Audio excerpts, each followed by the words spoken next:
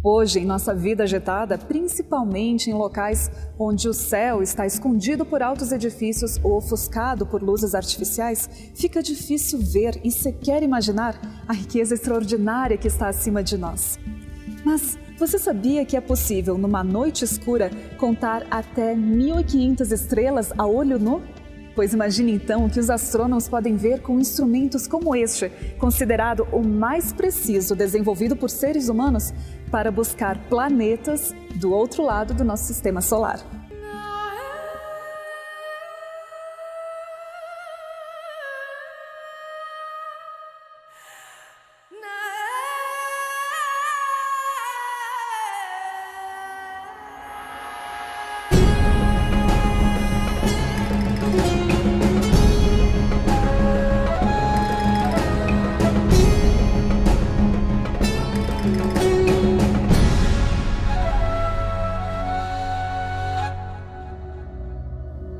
Luz, o início, a base de todo o conhecimento sobre o espaço sideral, transcendente e fugaz. É capaz de abrir as janelas do saber ao nos revelar a intimidade daquilo que está próximo dos nossos olhos.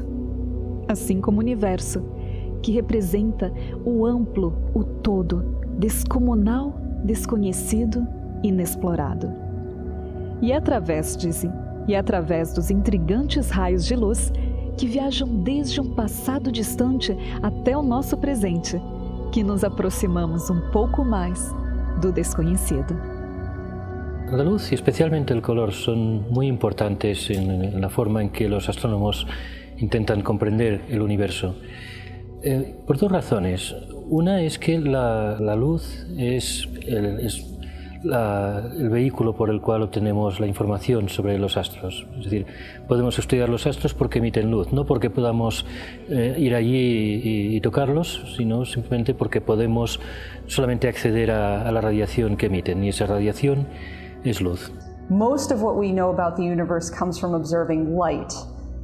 Different kinds of light, visible light that we can see with our eyes. We use telescopes to measure visible light. We have radio telescopes to measure radio waves. That's a different kind of light that has a much longer wavelength that we can't see.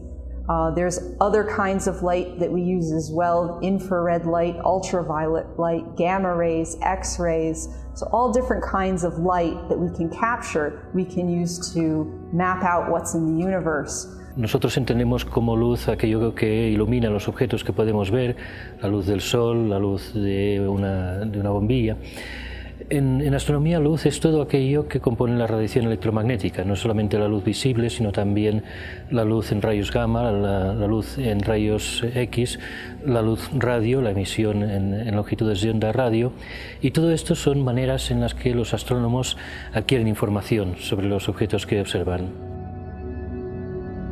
Por séculos temos estudado a luz por meio de telescópios ópticos, mas as cores que os nossos olhos podem detectar são apenas uma parte do espectro eletromagnético. A luz emite diferentes ondas, das quais só um pequeno campo nos é visível. O universo emite luz em diversas cores que não vemos, desde as ondas de rádio até os raios gama. E os estudos que atualmente se realizam em cada banda do espectro eletromagnético contribuem para potencializar o nosso conhecimento. Estas ondas invisíveis correspondem a uma energia que é 1000 vezes mais fraca que as emissões que os nossos olhos detectam. E mesmo que possam nos parecer distantes, muitas destas ondas invisíveis fazem parte do nosso cotidiano. Utilizamos ondas de rádio para escutar música, as micro-ondas para aquecer alimentos. Ao mudar de canal com controle remoto, usamos ondas infravermelhas. Ao tomar sol na praia, sentimos o efeito das ondas ultravioletas. E ao fazer uma radiografia no hospital, utilizamos os raios-X. A radiação que não usamos no nosso dia a dia são os raios gama, que pela sua grande concentração de energia, são prejudiciais à saúde. E são as fascinantes propriedades da luz que têm permitido aos astrônomos conhecer a composição do universo. Sua cor revela a composição química de objetos em ebulição a distâncias imensuráveis. O cintilar dos raios podem revelar distâncias e, quando abruptamente ofuscados, a presença de um novo planeta. Raios de luz girando em torno da mais completa escuridão podem advertir a atração de um buraco negro. Assim, a luz não só deleita o nosso olhar com exímias expressões de cores, como também nos ilumina com conhecimento. Observar la luz y en particular observar el color no es más que la relación entre la luz que se emite a diferentes longitudes de onda. Un objeto aparece de color azul porque emite más luminosidad en la región azul del espectro, longitudes de onda cortas. Si estas longitudes de onda son más largas, el objeto nos aparecerá de color más rojo. Y esto nos da información sobre el objeto, sobre la composición física, nuevamente, y sobre sus características intrínsecas. Auguste Comte, creo que el año 1835, por ahí, dijo que ibas a poder medir las distancias a las estrellas, los movimientos, todo eso, pero jamás ibas a poder medir la composición química de una estrella, saber de qué estaban compuestas. Es bien interesante eso porque en ese mismo siglo, por ahí por el año 1810, 1820, antes incluso de que Comte estaba diciendo estas cosas, un físico alemán en Múnich, Joseph Fraunhofer, descubre o inventa el espectroscopio. Y con el espectroscopio tú puedes tomar un espectro de una llama. Tú sabes que si tú vas a tu cocina y tiras sal al fuego, se ve una luz amarilla. Y eso es una luz característica del sodio. A través del espectroscopio fueron capaces de medir las composiciones químicas no solo de las estrellas, sino que de muchos otros objetos más. Pero además la luz tiene un papel secundario, un tanto más sutil, pero también muy importante. El universo está en expansión y los objetos en el universo se están moviendo. Y este movimiento se manifiesta en lo que en física se llama el efecto Doppler. El efecto Doppler lo conocemos en nuestra experiencia de cada día en la Tierra, debido a que es el efecto responsable que el movimiento de un vehículo, por ejemplo, un auto en una carretera, si nosotros lo escuchamos estando quietos junto a la carretera, va cambiando de tonalidad a medida que el vehículo se acerca o se aleja. Lo oímos más agudo cuando se está acercando a nosotros, y cuando pasa delante de nosotros y empieza a alejarse, oímos que este tono baja, se convierte en más grave. Lo mismo ocurre con la luz. Eso ya no es tan accesible para la experiencia cotidiana, pero es así que un objeto que se esté acercando a nosotros, un objeto astrofísico que se esté acercando a nosotros, se vuelve algo más azul, y cuando se está alejando se vuelve más rojo. No quiere decir que sus características intrínsecas estén cambiando, pero sí que el estado de movimiento respecto a nosotros produce una variación en la longitud de onda que nosotros percibimos. Por tanto, los astrónomos, por raro que pueda parecer, determinan la distancia de un objeto a partir del color que emite, a partir de cuán desplazado hacia el rojo está. Foi Galileu Galilei quem utilizou pela primeira vez em 1610 um telescópio para observar a Lua, Júpiter e algumas estrelas. E a partir dali, o ser humano foi descobrindo a verdadeira natureza dos corpos celestes ao redor da Terra e a compreender melhor seu lugar no universo. Desde então, até hoje, o anseio dos astrônomos continua o mesmo: captar a maior quantidade de luz que provém do espaço. Assim, os telescópios têm sido adaptados e aperfeiçoados com o passar do tempo. Cada vez são mais amplos e mais complexos. Ainda que, basicamente, o princípio continua sendo o mesmo. Um grande espelho coleta a maior quantidade de luz proveniente do espaço. Os raios refletem num espelho secundário que direciona a luz através de um pequeno orifício até um terceiro espelho. Este, por sua vez, trata-se de um sofisticado espelho deformável que, controlado por um computador, corrige em tempo real os dados obtidos. Assim, evita a distorção provocada pela turbulência da atmosfera terrestre e obtém imagens tão nítidas como aquelas tomadas no próprio espaço. Mas estes modernos telescópios não trabalham apenas independentemente. Por meio de um processo chamado interferometria, um grupo de telescópios pode trabalhar em conjunto, convertendo-se em um megatelescópio e apontando de diferentes perspectivas para um único alvo. Diferentemente dos telescópios ópticos, que captam somente as imagens do espectro visível da luz, os radiotelescópios estão desenhados para detectar ondas de rádio emitidas por fontes frias ou muito distantes no espaço. Para poder captar estas luzes tênues, é preciso uma superfície recolhedora muito grande. Mas, pela inviabilidade de construir um telescópio gigante, é necessário então contar com várias antenas parabólicas que possam, combinadas, funcionar como um grande telescópio. Para isto, novamente se utiliza a interferometria, que em telescópios como em ALMA, que conta com 66 antenas, localizadas a 5.000 metros de altitude no deserto do Atacama, significaria contar com um telescópio virtual de 16 quilômetros de diâmetro. Dependendo do que se quer observar, as antenas podem se posicionar de maneira convergente, mais próximas umas das outras, proporcionando maior sensibilidade para observar grandes espaços no universo, ou mais separadas, brindando com maior resolução, o que permite observar mais detalhes. Este pode ser um processo complexo, mas é necessário para tentar decifrar a complexidade infinitamente maior do próprio cosmos.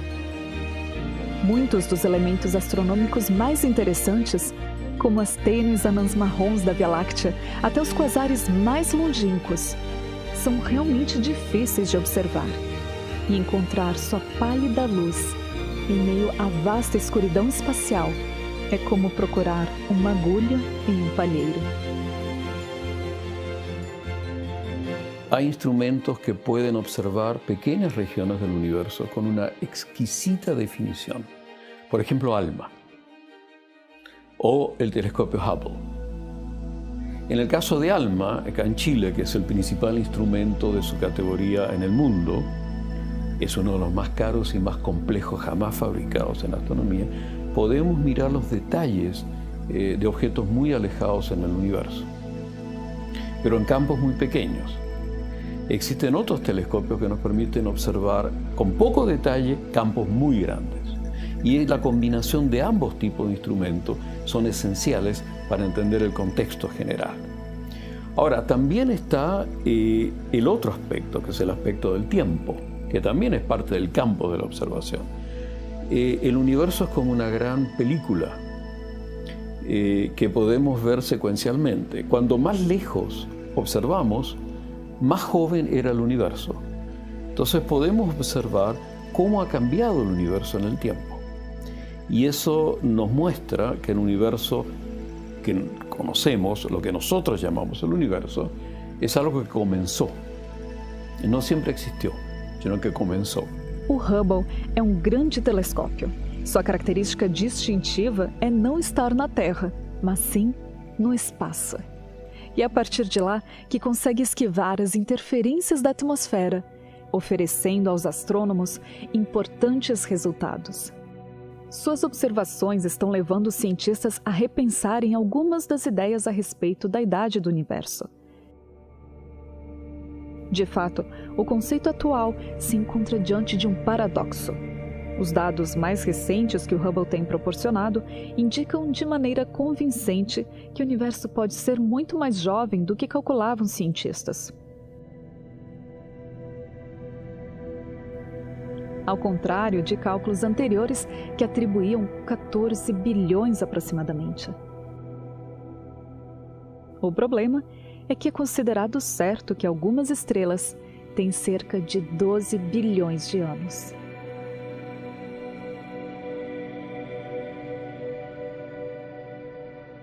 Estrelas nascem, estrelas morrem.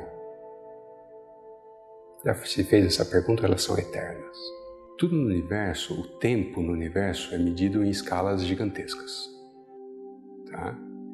Mesmo a velocidade da luz, 300 mil quilômetros por segundo, a luz leva 8 minutos para chegar do Sol até aqui. Tá? A estrela mais próxima da Terra, se você viajar à velocidade da luz, você vai levar 4 anos e 3 meses para chegar lá. A mais próxima da Terra. O nosso tempo de vida, comparado ao tempo dos acontecimentos no universo, é nada. Imagina uma colônia de formigas que resolve estudar a vida do elefante.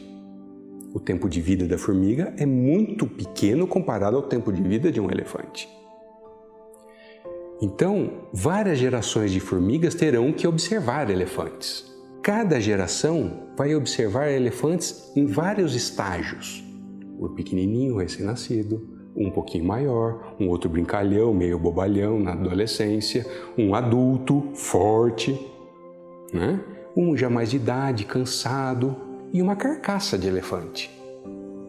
É possível, a partir desses eventos pontuais, você construir uma teoria da vida do elefante? É isso que nós fazemos.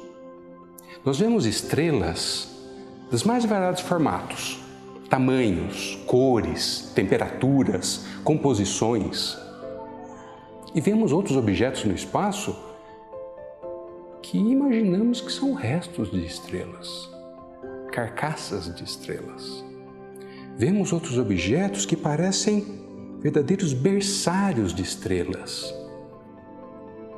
E com cada foto individual dessa, foi possível montar uma teoria que explica o surgimento e a morte de uma estrela. Nunca ninguém viu uma estrela nascer e nem vai ver essa mesma estrela morrer. Mas é possível descrever isso. Si tú en esta época del año y quizás un par de meses antes miras el cielo de noche en un lugar oscuro, que no haya luna, tú vas a ver la Vía Láctea, una franja enorme que cubre una gran parte del cielo. Y en la Vía Láctea tú vas a ver zonas en las cuales hay muchas estrellas y otras zonas donde aparentemente no hay estrellas. Son nubes de polvo, de gas, principalmente hidrógeno y helio, pero también granitos de polvo. ¿Ya? Es como cuando tú ves un cigarro, que sale una nubecita sobre el cigarro, eso es polvo que está mezclado con el gas, imposible separar. Y esta nube de polvo y gas tiene masa, y las masas que tienen son de varias veces la masa del Sol, pueden ser 100 veces la masa del Sol. Entonces, como tienen masa, actúa la ley de gravitación universal y la tiende a comprimir. ¿Ya? Y se opone a esa fuerza de compresión la presión de la nube. Empieza a calentarse además la nube. Se produce un balance entre la fuerza de gravedad y este proceso de calentamiento interno. Sin embargo, la nube tiene elementos además de hidrógeno y helio que emiten luz. Y esto es re importante, muy importante esto, porque esta luz es una pérdida de energía para la nube y la enfría. El enfriarla permite que este colapso proceda muy rápido. Esfriar no linguajar de uma estrela significa ela se tornar vermelha. Diferente muitas vezes do que nós acreditamos, uma estrela azul é quente, uma estrela vermelha é fria e uma estrela amarela é de meio temperatura mediana. Quando o seu fogão em casa está mal ajustado, que cor é a chama dele? É vermelha ou é azul? Ou quando ele é novinho, está bem ajustado, aquela chama azul linda? A mesma coisa na estrela. Se ela é quente, ela é azul. Se ela é fria, ela é vermelha. Y esa nube no solo está estática ahí, sino que está rotando lentamente. Y a medida que se colapsa, empieza a girar. Y tú terminas, después de todo este proceso, con un disco de materia, y en el centro del cual hay una condensación muy brillante, que es una protoestrella. Este es el nacimiento de una estrella y de un sistema solar que se va a formar en ese disco de materia. Mas não é uma ignição simples. 2 átomos de hidrogênio se fundem para formar um átomo de hélio. Isso chama fusão nuclear. Isso é o coração do Sol, das estrelas. Você tem uma ideia do que significa uma fusão nuclear? Eu ouvi falar da bomba de Hiroshima, né? A devastação que ela provoca. A bomba de Hiroshima é baseada na fissão nuclear. Você quebra átomos de plutônio ou de urânio e a energia que libera provoca toda aquela destruição ou gera energia elétrica. Para você conseguir fazer uma bomba de hidrogênio, você usa uma bomba de fissão como estopim. Você precisa explodir uma bomba atômica para servir como estopim para poder explodir uma bomba de hidrogênio que funciona na fusão. Essa é a magnitude de energia envolvida no núcleo de uma estrela. Quando essa ignição se inicia, a estrela começa a emitir luz e essa luz dispersa aquela nebulosa que deu origem a ela. Então você vê fotos maravilhosas do espaço com as nuvens começando a ser destruídas por aqueles raios de luz saindo de dentro delas. São as estrelas jovens nascendo, saindo do berçário e destruindo o berçário ou dispersando o berçário onde elas nasceram. São estrelas que você mede a luz dela e vê que o grosso da luz que vem dessas estrelas é baseado no hidrogênio. Daí você vê outras estrelas que já têm parte de emissões do hélio ou de outros componentes.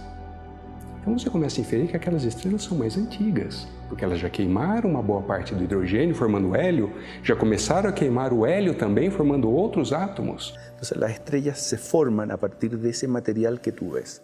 Y esa estrella, depende de la masa, es cuánto va a vivir.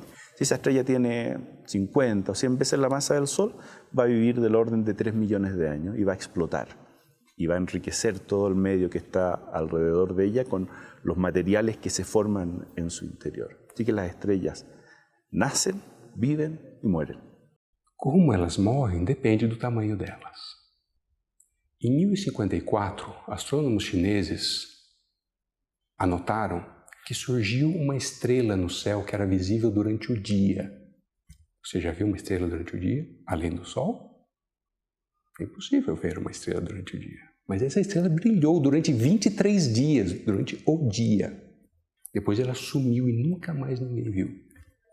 Passaram 700 anos até ter um telescópio, um equipamento, que foi apontado para aquele local que os astrônomos chineses indicaram a posição daquela estrela.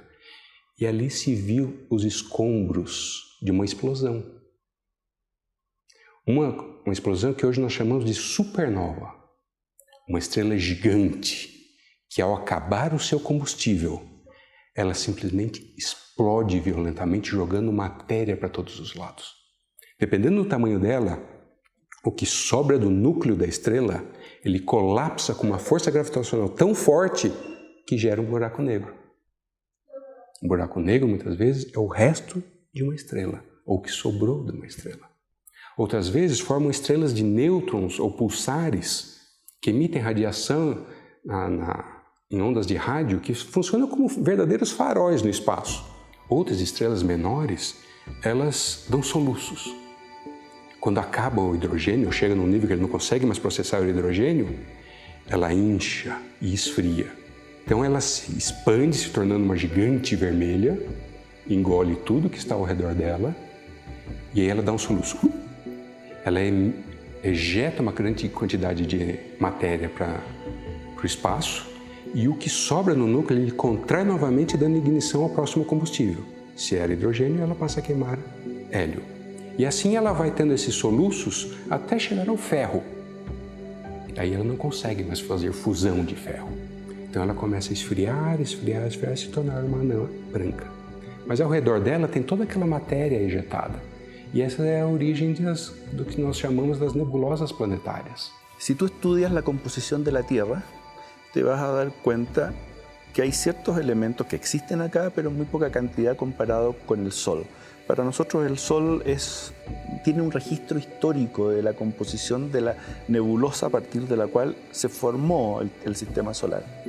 Entonces, si tú comparas la composición química del Sol y la composición de la Tierra, te vas a dar cuenta que hay elementos que aquí en la Tierra no son tan abundantes. El hidrógeno es uno de ellos.